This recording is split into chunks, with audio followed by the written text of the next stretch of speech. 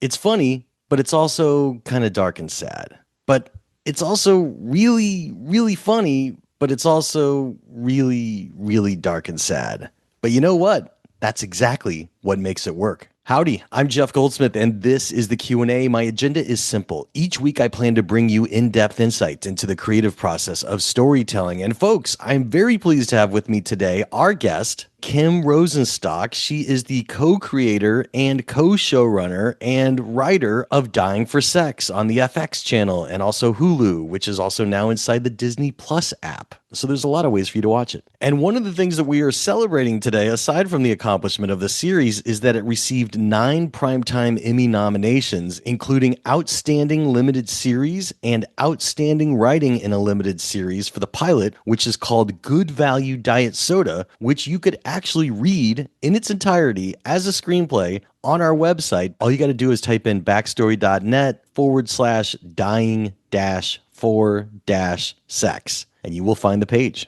But you know, this is a really interesting project because it started as a true story, a podcast, and it's been adapted for television. And it is really funny and really sad and really kind of dark. And that is what makes it work. And that is why it received 9 Emmy nominations. So if you haven't watched it, I highly recommend you do. And the good news about today's podcast is that Kim was very forthcoming about her creative process and what it took to bring Dying for Sex to the screen. And we also focus in on her pilot episode, Good Value Diet Soda, which is a funny episode, but has a lot of layers to it and a lot of subtext and a lot of foreshadowing of things to come. So it's no surprise to me that it was Emmy nominated. As always, we start spoiler free, make a spoiler announcement, and then get right into it. So I know you'll dig this episode. And speaking of things to dig and podcasts, it is my 20th year of podcasting, and I couldn't have done it without you. So thanks for tuning in. And of course, while you're surfing around online, I hope you also check out Backstory Magazine over at backstory.net. You could read us on a desktop or laptop or via our iPad app, Backstory. If you've never read us before, you could test drive us and read the free issue. And if you like what you see, and I hope that you do, I hope you'll consider becoming a subscriber. And to sweeten the deal, I am giving you discount coupon code SAVE5 to save $5 off a 1-year subscription. So look, it would be fantastic if my podcast listeners and Apple Podcasts and Spotify and my YouTube watchers of the Backstory Magazine YouTube page, which is where you could see all these Zoomcasts. That's right. You could see us chatting right here in these Zooms that become podcasts. I would love to have you show your support for independent entertainment journalism by becoming a subscriber to my passion project, to Backstory. So thanks for considering. But now, without any further ado, let's jump right into our interview with co-creator and co-showrunner and writer Kim Rosenstock as we go behind the scenes for Dying for Sex, which has been Emmy nominated for Outstanding Limited Series,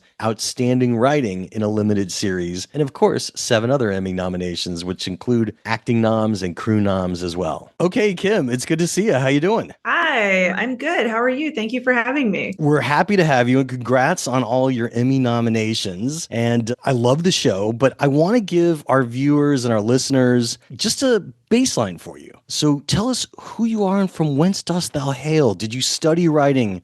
Where'd you grow up? Let's talk about your schooling first. I hail from a beautiful, a little island known as Long Island, just right off the coast of New York. A magical place. I'm from Long Island. I was a playwright originally. I worked in theater. I actually was a theater producer, and I worked with writers. I would get excited about finding new voices and reading new scripts. And one of the first friends I had who gave me a script that I got excited about was my friend Liz Merriweather. And I produced a reading of her play, and I did this whole free play reading series. And, you know, it was this really great theater called Ars Nova, which is still now it's doing, I mean, it's an incredible, very well-known theater in New York. At that time in 2003, I think, I would just call people and be like, we're west of 10th Avenue. And it would be like, well, who goes west of 10th Avenue? I was like, I promise you, there's a very cool theater. We were also right next to the Daily Show. So people were always coming in thinking our building was the Daily Show. So like, I just remember Ben Affleck being very confused one day. I'm like, no, it's a nonprofit theater. And so I had a great time. I love producing. I love being in the thick of it. I love like knowing all kinds of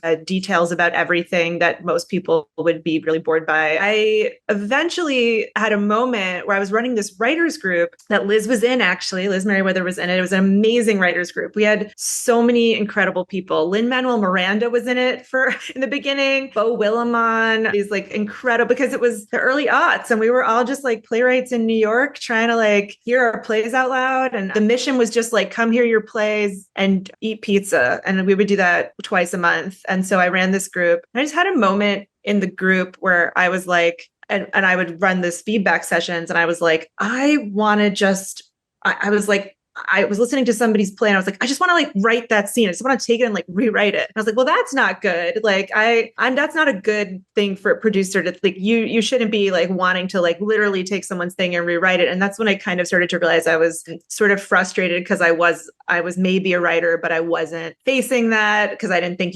I never dreamed that it was a path that would lead to anything but really sad, like doom and destruction. I don't know what, I just felt like, I wanted to be able to eat food and like have shelter, basic things. So for some reason, it seemed, and I really didn't know anyone who had like done that as a full career, like, and got like, I just didn't know. And I was nervous. So I think I'd never allowed myself to really dream of doing it as a job, but I loved producing. And it was like, I'm very close to the thing I love all the time, but I have a paycheck and I can like go to like, I can buy a Metro card. Like, it felt like the responsible thing to do. And then I just had a moment where I was like, but I don't want to like be like bitter. I don't want to like one day be looking around being like, hating all the playwright, hating everybody, being like, I was always smoking in this fantasy, like just like in some sad, dark office being like, I would rewrite all these plays if I could, if someone had just given me a chance. So I was like, I got to give myself a chance. And I applied to grad school for playwriting. I got in, I went to Yale drama, which was an amazing experience. I learned from some of my heroes, Richard Nelson, John Guare, Lisa Krohn, Paula Vogel, Lynn Nottage. It was like a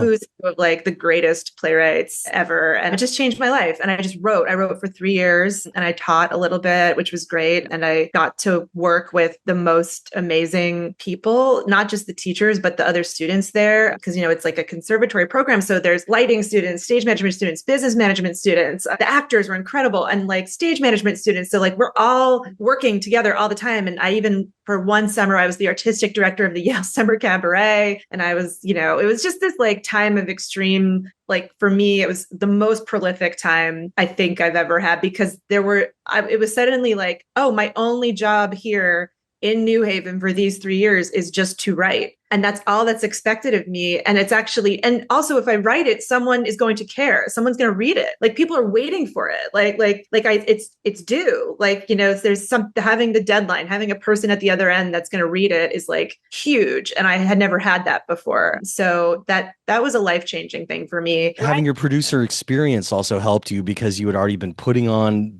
this kind of writer's group. Yes. So you'd been doing the staged readings. I appreciated it a lot. I remember being like I appreciated also what not to do as a writer when you're like talking to like a literary manager producer, like don't call to follow up if they got your script like the next day, because like all the things that had been done to me, I was like, oh, okay, like here's how to like not be annoying as a writer. Wait, give us that list. What would be on the list? Don't call the next day. Don't call the next day and then the next day and then be like, I'm sorry, is someone reading it? Like, because I'm like, I will never read this now. This is, I don't care if this is the greatest play I've ever read. This writer is going to be really annoying to work with. I mean, there were so many funny things that happened. My very first job, I was the literary intern at Playwrights Horizons, which is actually how I first met Liz, because she was the literary intern right after me. So I had to kind of like train her and how to write very nice rejection letters to playwrights. A lot of her job, which sucks, right? Like, but I learned through doing that, like how many people get rejected and how it's part of the career. It's part of the path. Rejection is like water. Like you gotta you're going to be in it. Like you're in the water and it's okay. And I also learned how to read things really from the point of view of what the writer was trying to accomplish and not what I wished it was or because I would often read what was in what we called the slush pile. So because the intern, like the scripts that came in with like agents and like people, known writers, that would go to like my bosses. But I would get like the last chance pile of people often who weren't represented or who like, this was like the play they've been working on their entire life. And you'd see it was heartbreaking. Like it was typed, you could tell like, oh, somebody typed this and this is like their only copy. And it was like, yes, is this play reimagining the Bible my jam? No. But like this person took the time to write this and to send it, and they deserve like for someone to read it and they just want someone to read it and to respond to it. So I ended up having a lot of empathy for writers as well. And also as a reader, it helped me, and it's helped me throughout my career, understand how to read something in terms of what was the writer intending and how can I help, if as a responder, respond to the thing that they're trying to make, as opposed to put my own aesthetic or hopes and dreams or what I would write onto it, because that's a different thing. And it's very hard to do, actually. It's very hard, especially if it's really something that is not your taste necessarily. But early on, in my job there was just a letter that came that was like, it was a play that we had. It was like, effective immediately, the character named Tom is now named Bill. And I was like, we put that on the wall because we were like, this is that changes everything. Stop the presses. It also helped me not take rejection personally. Doing that job then as a playwright, I learned like there are artistic directors who it's very easy to see, and literary managers, it's easy to see them as gatekeepers or as the people that are trying to keep you out. But actually they're the people that really want to love your play and want to like let you in. It's just, you got to find the right people. So that also taught me that like, you might get rejected in some places, but focus more on the people that aren't rejecting you and keep trying to find the places, even if it's just one theater or one person, then focus on that relationship. Like, and that's enough, and it might take a while, but just because you get rejected from one fancy theater, your life isn't over, your career isn't over. And maybe that theater just isn't, don't keep trying to force it, like not everyone's going to like everything. What you've essentially been talking about is it's a marathon, not a race. Yeah. And you got to take it one little step at a time. I mean, obviously you were talking a second ago about imposter syndrome, not feeling like you could be a writer, even though there's no reason you couldn't be a writer, but going through Yale got you to be a writer. I know that a first big step for you also was people falling in love with your play, Tiger Be Still. And so that really was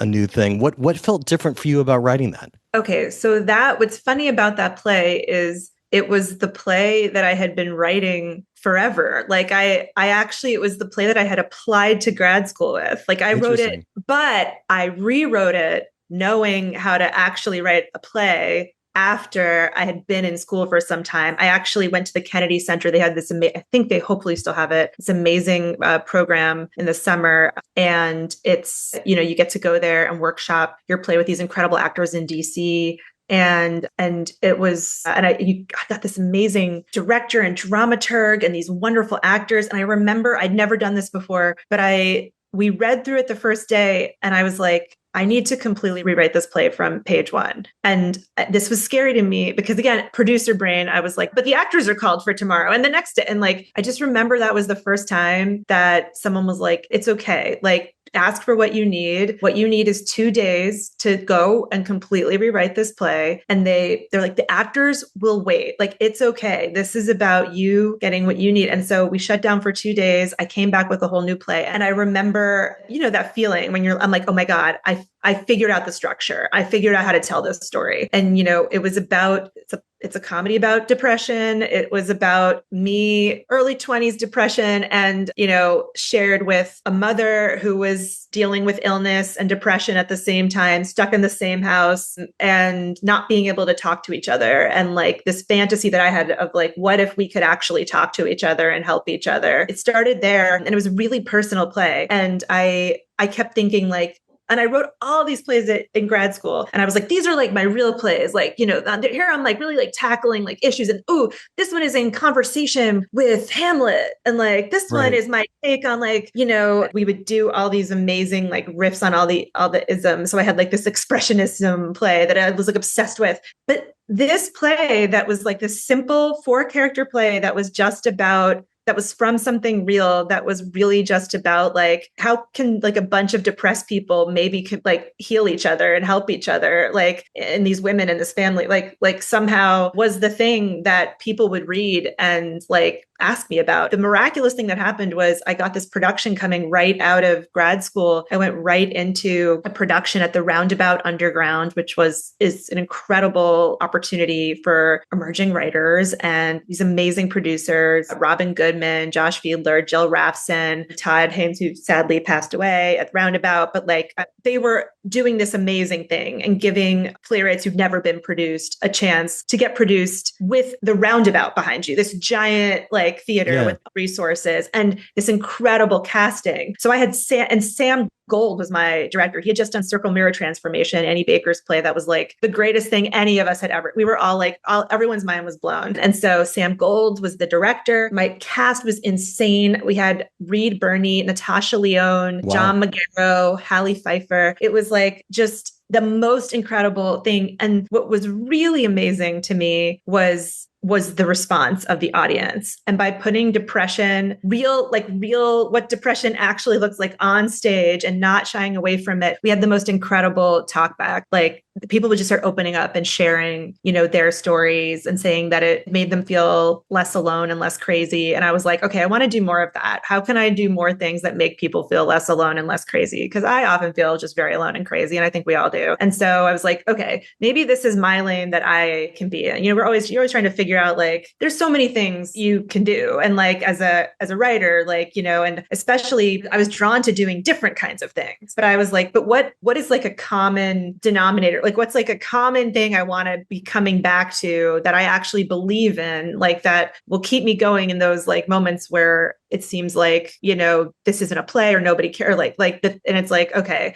writing things that somehow can like connect to people and make them feel less alone and less crazy. And especially around issues of health or mental health, especially. Yeah. I was like, this feels really important. I just saw the people talking to me after the play and coming up to me and like, thanking me. It was a response I could have never imagined. It was really wild and humbling, but that I was like, this is what I want to do more of. I want to try to like, make things that make people happy that they came to the theater today and leave feeling a little more hopeful and a little more connected. Well, you really have a knack for it. And obviously that's why you were a great writer for Dying for Sex, which we're going to get to in just a minute, because you've been Emmy nominated for writing and limited series, and there's a bunch of acting nominations in there as well. But the last question I would ask before that is, tell us as a writer about your transition from playwriting to television. You obviously joined Liz on New Girl, and you also went on to write on Only Murders in the Building. Like you have great television experience. What was the big step for you to understand television writing? Because I'm sure a part of it would have to be the rigorous structure, especially New Girl. It was a network show, so you would have to really have room for simple things like ad breaks, right? So I mean, like 4-act structure, with 21 minutes and 4 storylines. It drove all of us crazy. First of all, it's funny because Liz was one of my favorite writers. And I felt like as a producer, very proud that I was like, I identified this like voice and she's my friend.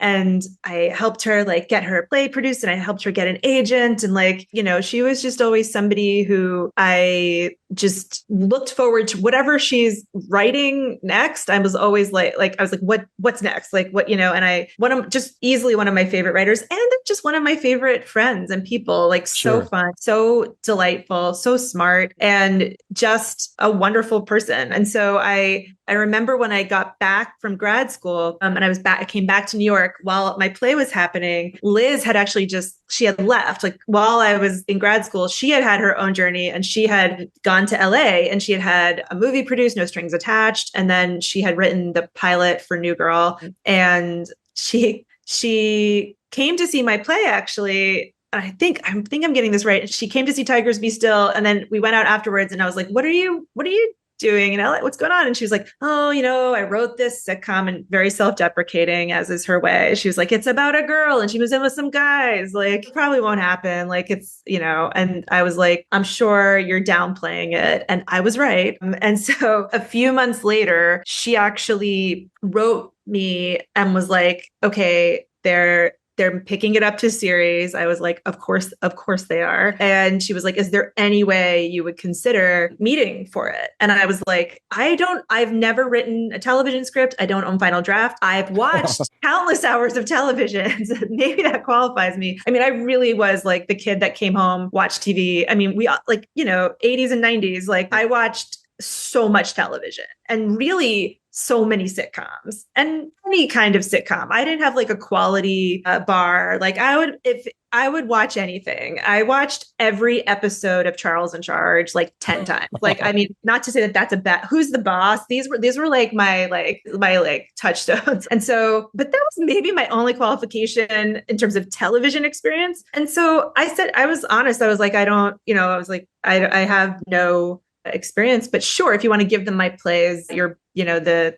other people, Dave and Brett, who were the other showrunners, I'm sure. And then she was like, she's like, I'm in charge. Like if I want them to meet with you. Right. I was like, oh, this is such a weird transition. This is like my fun friend that I go to the movies with. Like, and she's like, no, I'm in charge of this thing. Like, you don't have to like hope there's no like other person that has to be convinced. Like I'm the showrunner. It's my show. I'm the creator. So I had a meeting and they made some joke about Final Draft and like the title page. And I totally didn't get it. I was like laughing like I understood anything about making a title page. I was like, right, title page. And I just remember being like, there's no way that this is going to happen. And then the kicker was they told me the dates of when the room started. And I had a little musical happening that we were doing in Palo Alto called Fly By Night. And it was at this awesome theater called TheaterWorks. And I was so excited for it. We're gearing up for production. And so when they told me the dates of the New Girl Room, I was like, I'm sorry, I'm actually not available. I have to go make a musical then. And there was like a weird pause. And they were like, so you're not available? And I was like, no. And I had no idea what I was doing. I didn't understand how crazy. I was like, yeah, I'm not available. I was like, but if you want, I can be there in like 2 months when the musical ends. And it was like, thanks. Yeah.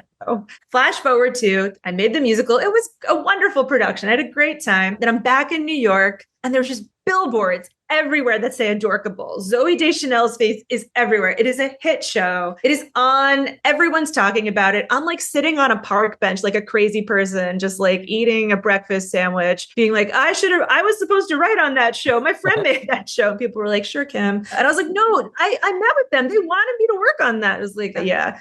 And I was like, man, you know what? I trust that the karma, there's no way I was going to like leave this other project. It would have been so bad to pull out. I was like, I trust that I did the right thing and that when you do the right thing, it comes back to you. And if this opportunity was for me, it will come around again. I went like real zen about it because I was so sad. And then the show was amazing. And I would just write Liz these emails after each episode being like, this was another great one. Like, love it. Like rooting from afar. And then a couple, a month or two later, I was like, you know what? I'm at peace with it. I love New York. I'm never leaving New York. I was like, I'm going to take up running. I'm going to run in Central Park like every day. New York, I was never supposed to leave here. And I went running for the first time ever. I bought shoes, and I came back to my apartment and my cell phone was blowing up. And it was like, my agent, Liz, can you be in LA on Monday? There's been they want to hire a couple new people. You're on the list. You're available?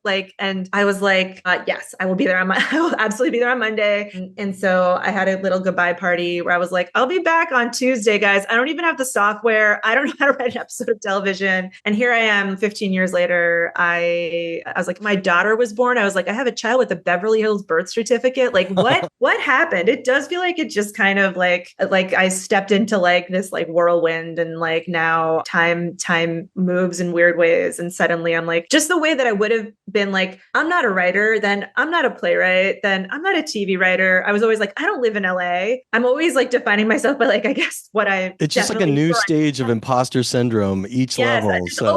There's always a new thing that you can be impostoring about. Well, the good news is we run in LA, so you could use your shoes here in LA, and I'm sure you did, or hopefully you did. I never once. I have run in LA, but I have a thing. You don't need to hear about this on this podcast, but I have a theory. This is I'm sorry, I'm gonna do like 2 seconds of stand-up comedy, but bad. Like, I feel like when I run, I look like I'm being chased. Like everyone else runs and they look like they're jogging and exercising. I feel like I have a vibe where I look like I'm running for like survival or like because something bad is happening. And I get very self-conscious about running in public. So I never ran again after that fall day in New York. Wow. But no, I'm in LA. I do like Pilates. I do like There you go. I want to be clear. I move, but I don't run. But yeah, I was amazed. I did a couple of things. I got final draft, and then they had a couple of New Girl scripts that were written at that point. And so I asked if I could just take them home, like, and I needed to read them anyway to know what was happening on the show.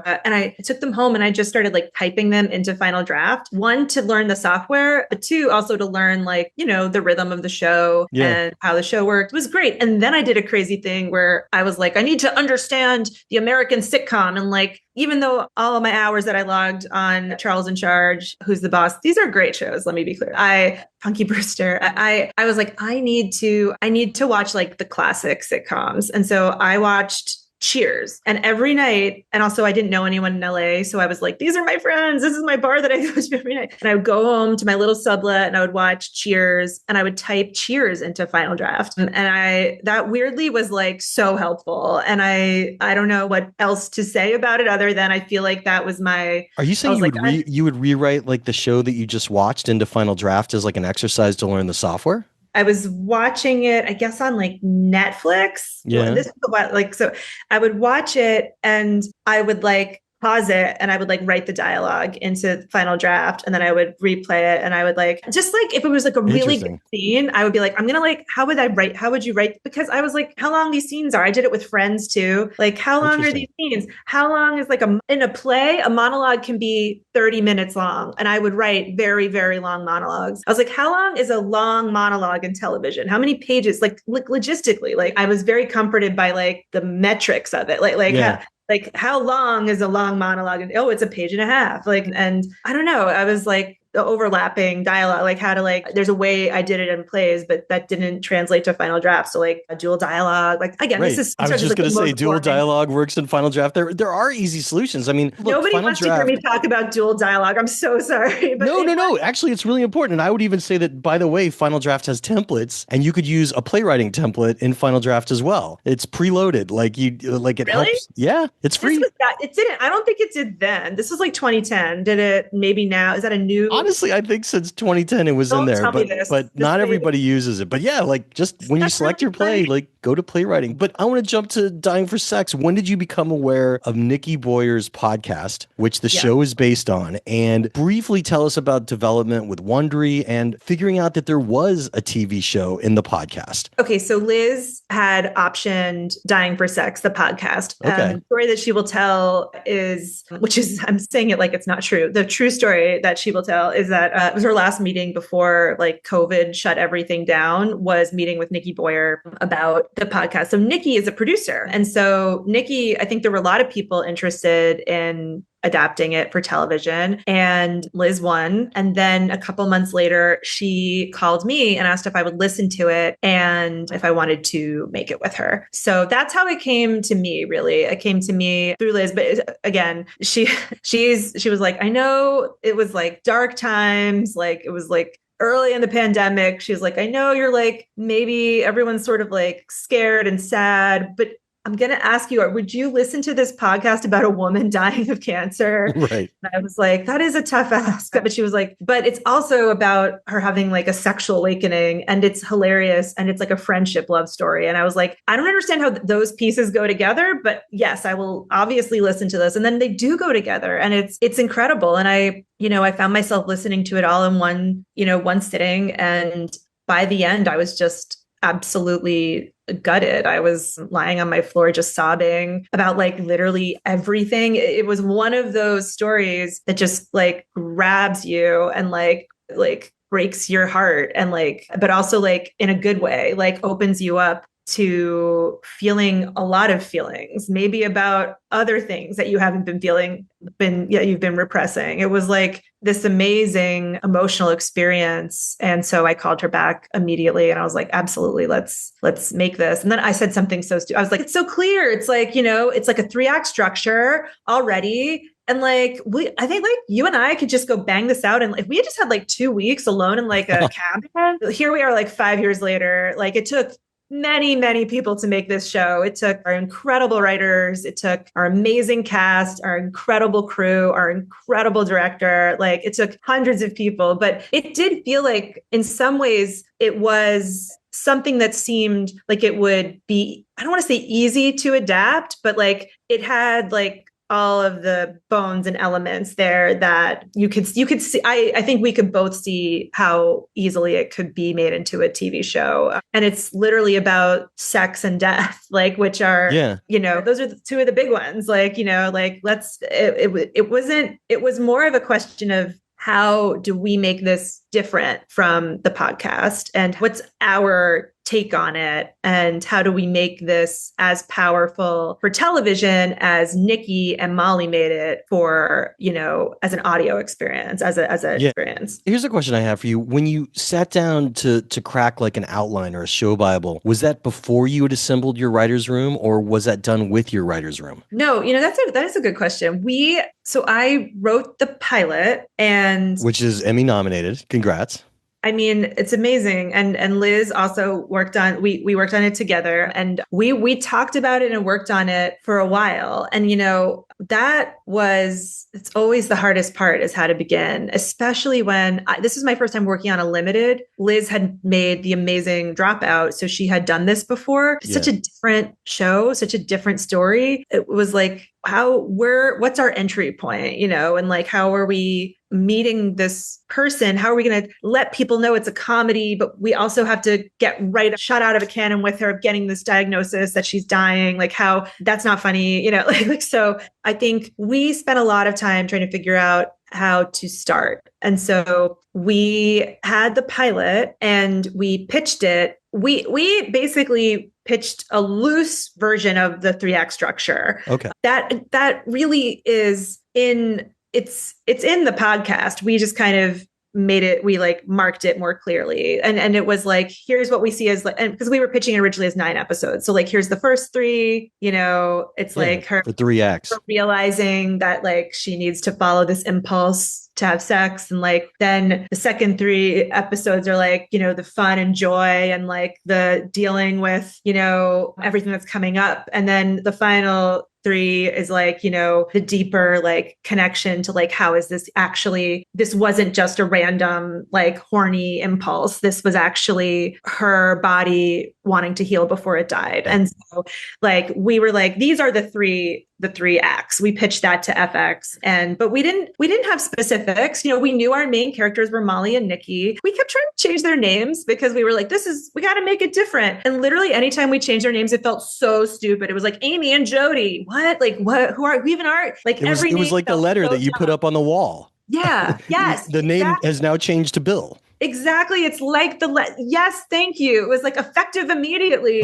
Molly is now Emily. What? Yeah. I think we wanted for our own sake just to know that we had the freedom to make these our own characters. Right. But the truth was, and I will sound a little, maybe this will sound a little strange or like, but like, I feel like whenever we tried to like go in the wrong direction or do something, I almost felt like the North Star was the podcast. And I feel like it would always, whenever we were going somewhere out of bounds, like it kind of, you could feel it. And it was like, nope, their names are going to be Nikki and Molly. It was like the story doesn't want their names to be anything else. I don't know. It had a force of its own or something. I know that sounds weird, but you can always tell when you're like, the story doesn't want this. The story doesn't want this. So we had that. We pitched it to FX with just the pilot written in a loose structure. And then really we started a writer's room, and in the writer's room is when we really started diving into like the structure. What is essential? What is the structure? And also like, what is the arc for Molly? What is the bigger thing that we know we have an ending? We know there's a villain. The villain is cancer. Like we don't need a bad guy. You have the things, and we know sex is going to be this like driving force for her. But what needs to happen in order for her to feel like she has really like integrated every part of herself, finally like gone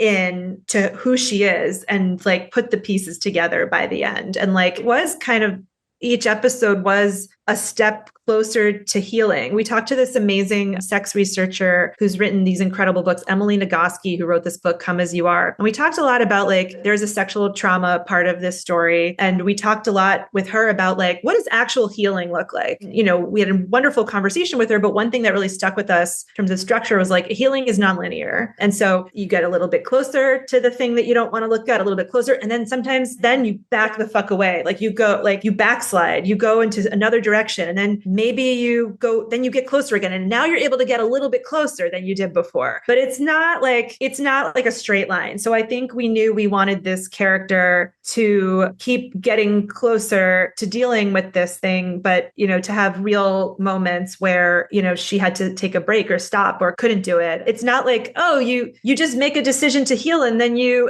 deal with it and then you're good. No, like that's just not how we work. And I think we wanted to show, again, it's a show about dying. It's also a show about living, and it's a show about healing. So I think we wanted to show that healing is a lot of work. It does not just happen without effort. And a lot of it is very tough. And a lot of it really doesn't feel good. And that was a big part of what we talked about in the writer's room. And also the relationship between Nikki and Molly and other things too. But you have a question. So I'm going to stop and I'm going to look at the green light. We're going to get to the details because I guess the last thing I really want to get before we get into the spoilers, which we're going to do in a second, how long would you say your outlining period was? Just out of sheer curiosity to break it before everybody went out to write scripts. Honestly, this answer is not going to be satisfying. Every episode was completely different. Honestly, it felt like each episode, sometimes it was, honestly. So I thought there was a period when the room broke it. And then everybody would split off to do their episodes. Is that not it? Writers' rooms work in different ways for different shows. We were constantly, we had so many, and our room was on Zoom, which was my first time in a Zoom room like this. And so it was like, I live and die by the whiteboards. And so it was like, oh my gosh, there's like these like newfangled, and I'm like an old crazy, a crotchety old lady. I was like, what's this newfangled like whiteboard, virtual whiteboard? What are we doing? But actually it was super useful. And we kept going back to like filling in more and more details for these episodes and like rethinking the structure. We would get deeper and deeper into it, but then it would just be like, okay, well, we have to start getting scripts. So like we never felt like, everything was always in progress. It wasn't like we felt like, okay, now we've really got it. Let's go off to script. It was like, okay, we're in it. We're figuring it out. Let's start writing. And it's going to change as we continue to figure this out. So it wasn't like the delineations weren't as like clear as like, look, it would have been great if we had that sounds nice to be like, we have the outline, it's perfect, and now we can take it to script. There's no one way to do it. That's what's beautiful about interviewing everybody that's a writer. And which your way maybe, but I think it was our way. And also like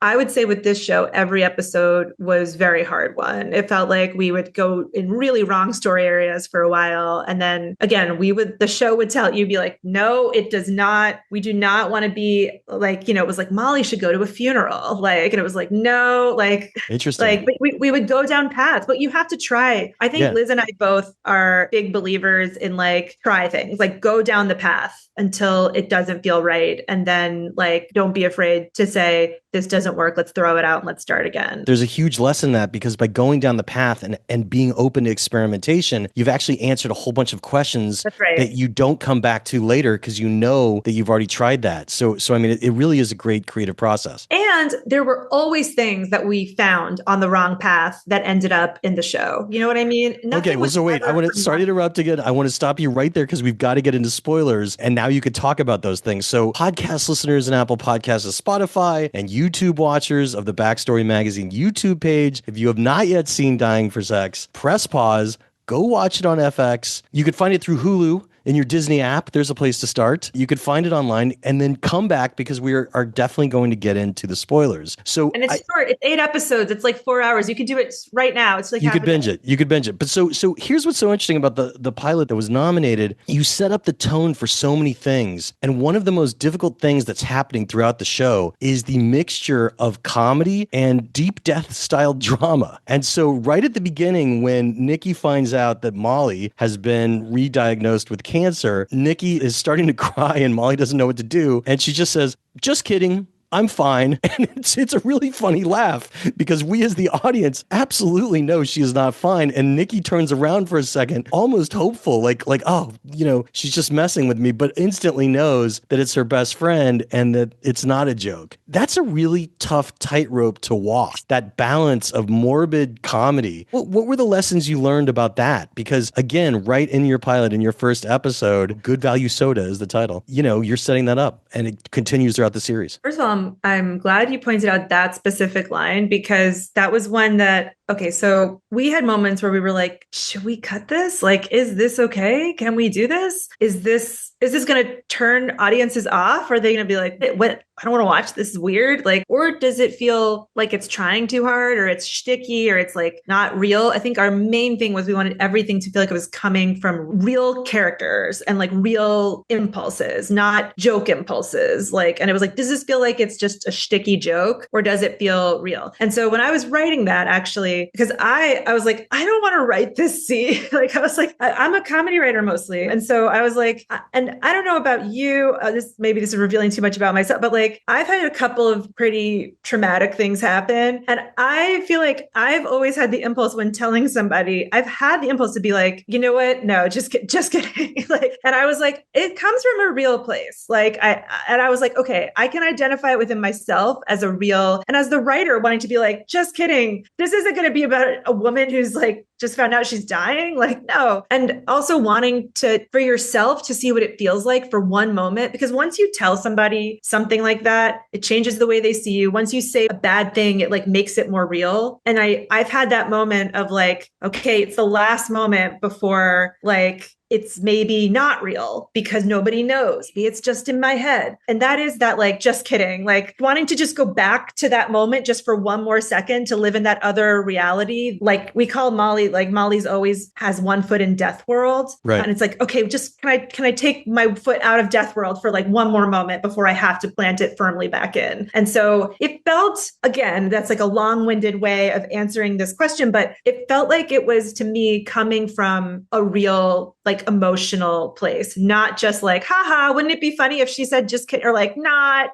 like, yeah. Like, and so the other thing is, and this was a absolute like homage to the real Molly and Nikki and the podcast, is the humor between these two friends, I think was something that we really wanted to keep intact for the series. There are many reasons why Molly chooses Nikki to be her life partner on this journey. But one of them is that this is someone who makes her laugh. And laughing is like an antidote to death for her. It's like, it's a bomb. Like, and it's a way to feel good. She wants to figure out how to feel as good as possible before she dies and how to feel as good as possible while going through this extremely painful, terrible experience. And so it was like, for us, very important that we establish right away that when Molly says, just kidding, like Nikki's reaction is like, what the fuck is wrong with you? Like, it like makes them both a little bit like, they're not like, haha, like like laughing, but it is like, oh, these two, you get right away, they have a history. Like Molly is maybe making sometimes jokes that like don't totally like land. Like Nikki is like hilarious, but Molly's also really funny in like a weirder, darker way. Yeah. And like they both, I think we wanted to establish the humor between both of them immediately. And like humor is a way through the pain. It always is. And so it wasn't hard in that way to see how these two things could work side by side. It was more like, how can we teach the audience right away? It's going to live in both of these places simultaneously. Just like Molly is in living world and death world at the same time, the show is also in tragedy and comedy at the same time. But again, we're not inventing this. This has been a formula for storytelling. The tragic comedy has existed for a very long time. And I think for us, it was just exciting to find a story that lent itself so beautifully to that form. It earned both of those. So yeah, without a doubt. It didn't have to force it. Yeah. It also brought the audience into their inside jokes. So it kind of brings the audience into the friendship in a great way. Ooh, hey, I'm jumping in really quick to remind you that first and foremost, you could read the script for Dying for Sex, the episode Good Value Diet Soda, which is the pilot, which has been Emmy nominated for outstanding writing in a limited series, because we have put it up right over at backstory.net. All you got to type into your browser is backstory.net/dying-for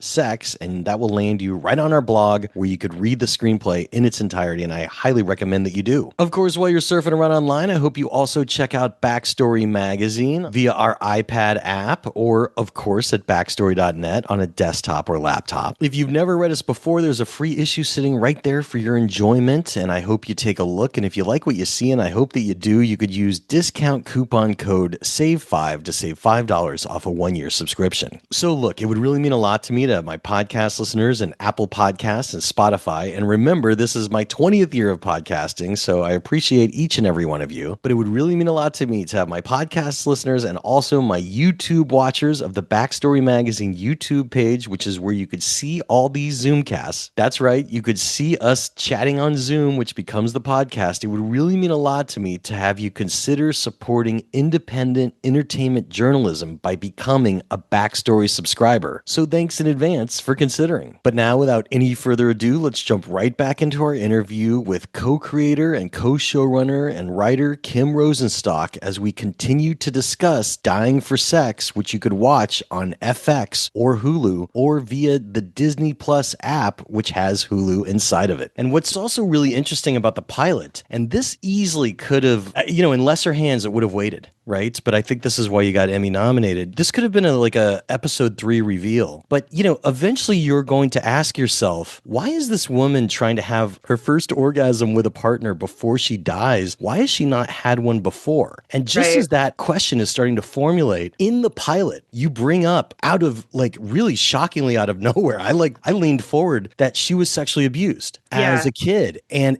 you're like, okay, hold on. I thought I was watching a show about a gal dying of cancer who wanted to experience her first orgasm. Hadn't even occurred to me why she hadn't had an orgasm with a partner. She had an orgasm with herself. And you're now showing us that the road that we're going on is even darker. And it was handled in such an interesting fashion. And it was interesting from a character perspective to see how Molly was already processing that and thought she had it under control, which is a place that we find her in throughout the series, in which she really needs to dig deeper because she doesn't fully have it in her grasp. Tell us about the decision to reveal that in the pilot, because I thought it was a really great piece of information, and also the way you handled the abuser in later episodes as kind of a blurry ghost that was sometimes right out of the line of sight, which I thought was interesting. Yeah, well, a lot of that is a testament to our amazing director, Shannon Murphy, who helped visually figure out how to tell this story, and our incredible DP, Brian Lannon. Shout out to both of them. They're geniuses, and they helped us visually figure out how to shoot this. I think,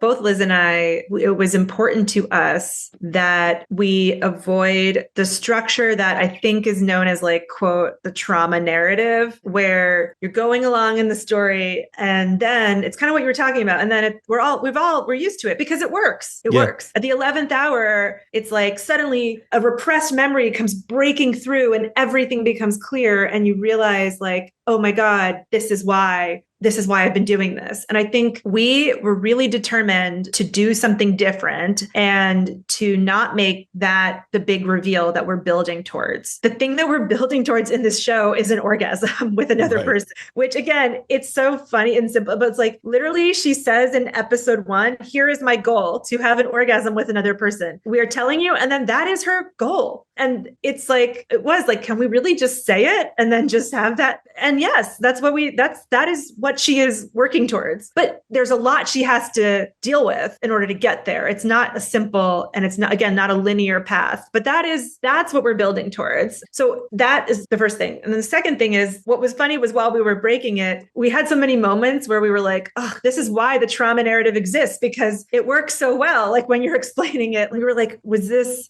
like a fool's errand to try to front load this information? But we didn't waver from it, because it was really important to us, again, that this was a show about healing. So she knows what happened. It's not something that she is unaware of. It's on her mind. It's in her brain. It's just that she has not really worked through it. So it was more important to us to show how she learns to look at it and heal and deal with it. And some of that is forcing herself to conjure, like I was saying, get close to the fire, conjure this person, look at him, see him, and then take take away his power by looking at him. And again, we talked to so many sexual trauma experts. We read Emily Nagoski, again, is like, I can't say this enough. Her books are incredible. And she has done such a great service to not just women, to everyone by like writing about this, because what she writes about is how to go about healing and how to work through this. And so that's why we knew we needed her to be talking about it from the beginning so that she can be working on it throughout, so that it's like, it's informing what she's doing. And we know, the audience knows what's going on. We're not like trying to hide this information from her or from the audience. That way we know when she's having these various encounters, why she's dissociating, why certain things are like, she knows and we know. What she doesn't know is how to fix it, how to work through it, how to get on the other side of it. And really, ultimately, something that I read, and I can't remember the book, I'm sorry, but like there was a really beautiful passage in a book that I read about one of the many books about sexual trauma that I will never forget. It said, healing is not an exorcism, it's an integration. So it's not about like, I've released myself from this, it's over. It's about, I can hold on to this and I can know he's going to loom, but I'm going to make him blurry and I'm going to make him in the distance. And I'm not going to pretend like it didn't happen, but I'm going to choose to look at it and then, make it smaller. It goes for the arc of her character in your show, in which she conquers it and handles it in her own terms.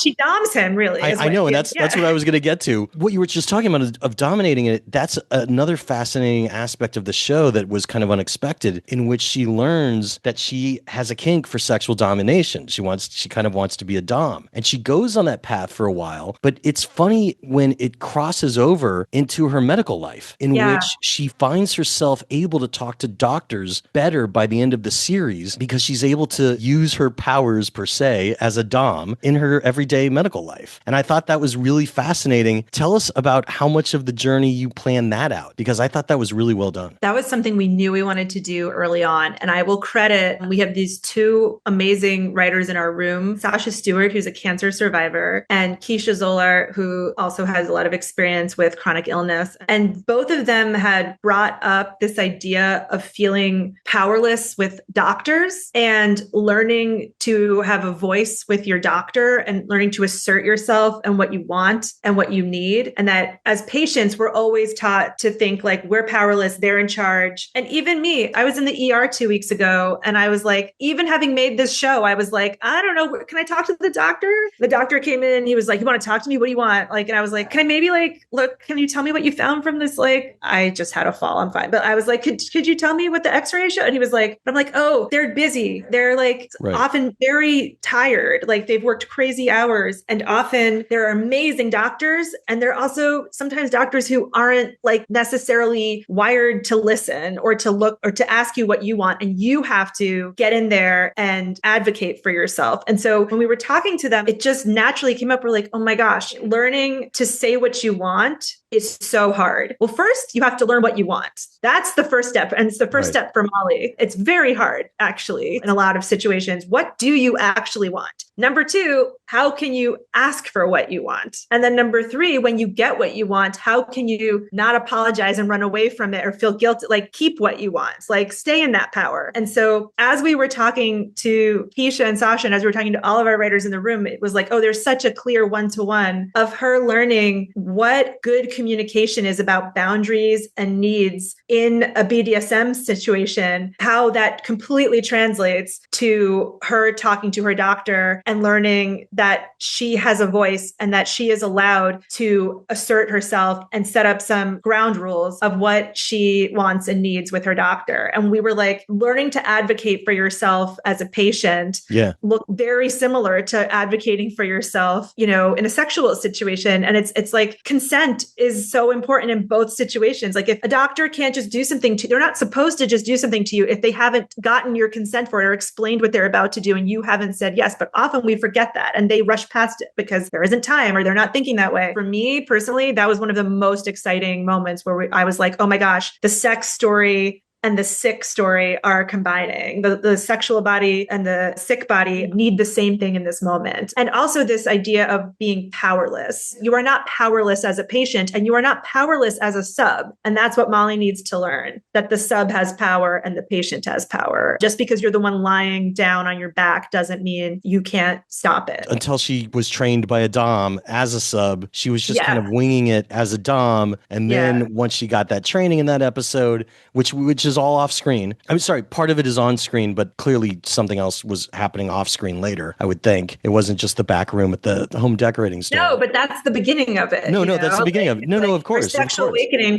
with Robbie Hoffman in the back of a mattress store. Yeah. And it was great. But I mean, like, and obviously you're using time to your benefit by, we didn't have to see all the other sessions. We got it because of that scene in the store that she was then able to, the next time we see her, she has her act together even better. So that was interesting. But wait, I want to go like, was there anything too risque that you wanted to do with, Rob Delaney as the neighbor, which was excellent, or the pet, or anything else that didn't make it to air because you just realized you couldn't do it? And then I want to talk about the finale really briefly. Wait, I want to say one thing about the other thing. I promise I'll be quick. What I think we were hoping to do with this show also was to make BDSM, to illuminate how actually, when done correctly, it's actually the safest sex, because there's so much communication and everybody knows exactly what the deal is and what the rules are and like how to get out safely and how to take care of each other. That was like a huge revelation for, I think, a lot of me, like, and Liz. And I think we were all like, oh my gosh, because I think we're used to seeing it portrayed. And that's how Molly is initially thinking of it, as like, the stereotypical like whips and chains, like but it's actually, when done correctly, it's highly consensual and everyone's really taking care of each other. There's almost maybe even too much conversation. This blew all of our minds. And when we were like, oh my gosh, we have a chance to put this on screen and show that actually, when done correctly, it's extremely safe and highly communicative. Oh yeah. One of the guys uses his safe word when he sensed that she was not paying attention to him and that she was somewhere else and she wasn't in the scene. And then we show and then there's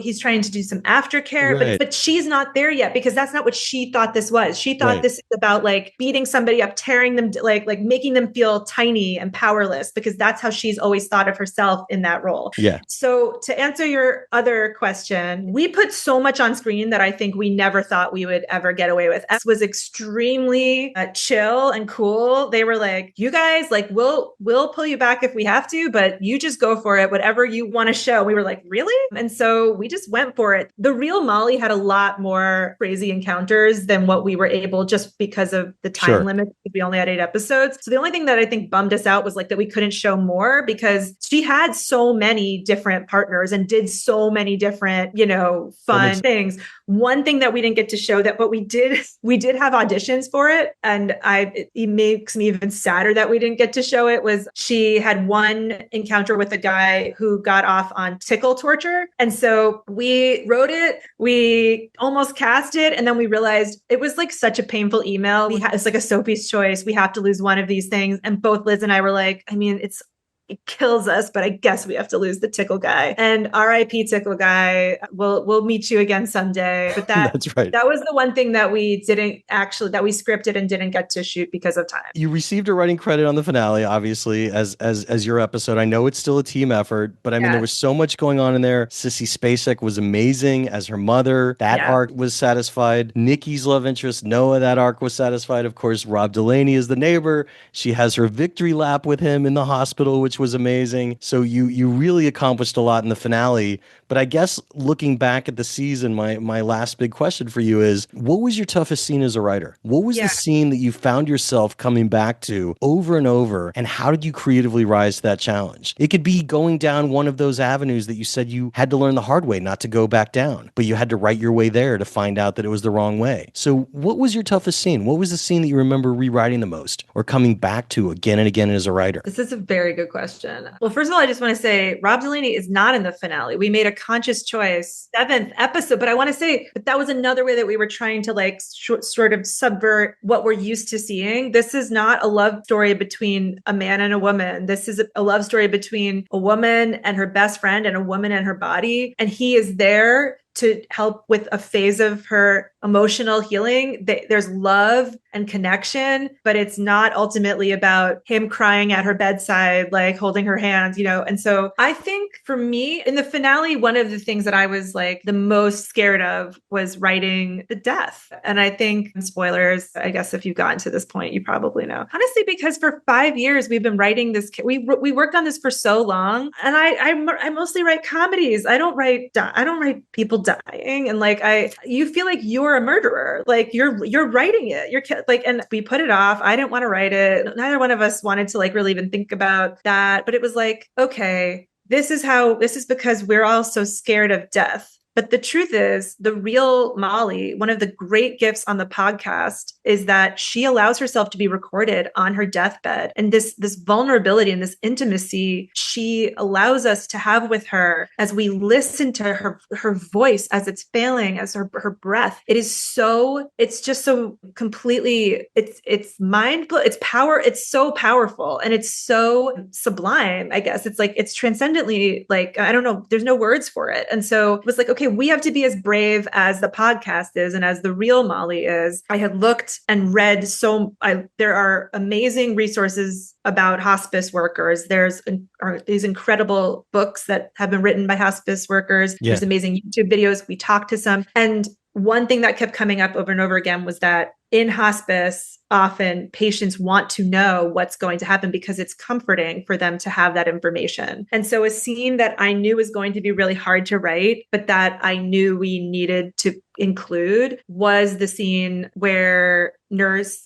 Amy, where the incomparable Paula Pell, again, one of our funniest comedians, writers, performers, is a hospice nurse who's jazzed about death and is going to come in, but is going to really lay out what's going to happen. And it was hard because it was like, that monologue was a lot longer because there's a lot more information, but physically about like what happens to the body. There were things that we cut out. Like one thing that happens is actually like your jaw muscles slack. That's why she was like, well, make sure my mouth is closed. Like, cause there were some things that we didn't include, but it was like what to include, what not to include, how long to make this. Is this going to be something that people are going to want to listen to? But again, it was like the real character in the scene wants to hear this information. And so it comes back again to the situation, to the reality of the moment, and that this is a real thing that is often part of the hospice experience. And I can't tell you how many people have talked to Liz and I and like all of us about that scene felt so truthful to them. People who have been through hospice or who,